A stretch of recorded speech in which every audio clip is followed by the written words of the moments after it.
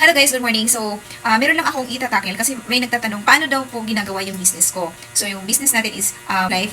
Meron din po tayong TPC. Ito yung talagang pinakaunang business ko. So, paano daw ginagawa natin dito sa TPC? So, ngayon, punta tayo sa retailer. So, ang retailer po, yun po yung 300 with free 100 load wallet. So, yun ang pinakamababang package sa TPC. And then, next is dealer, which is 2998. So, ang dealer naman is magsusupply ng load wallet or LC kay retailer. So, saan naman ngayon magpapaload si dealer? So, si dealer magpapaload ngayon kay mobile stockist. Ang mobile stockist pwede siya mag-load ng dealer at saka retailer.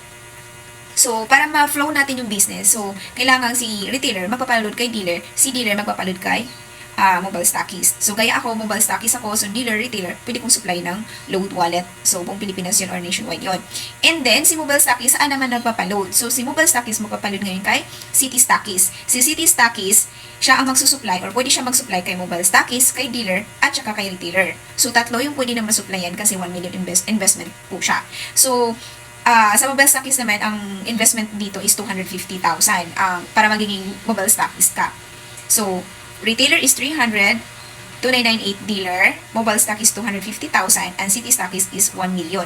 So, saan naman nagpapaload si city stockist? So, city stockist, nagpapaload siya kay Telepreneur Corporation via bank deposit or meron kasi mga bank na binibigay si TPC para doon magpapareplenish tayo ng load wallet city stockist para makapag-supply siya sa retailer, dealer, at saka mobile stockist.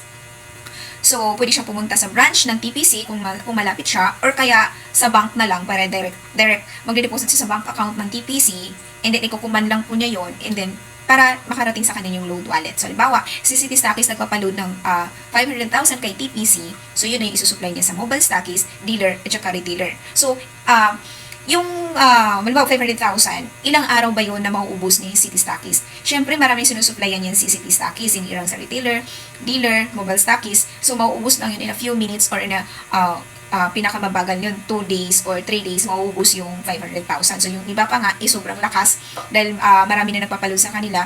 So, isang araw or 2 araw or 3 araw na ubos na yung 500,000. So, magkano ba ang percentage pag city stockist ka? 3%, mobile stockist is 2%, so dealer is 1%, and then, pag retailer ka, yun, ang top up mo lang is kita mo. So, saan mo ngayon gusto or saan ka gustong pipili or saan mo gustong sumali? Retailer, dealer, mobile stockist, or city stockist.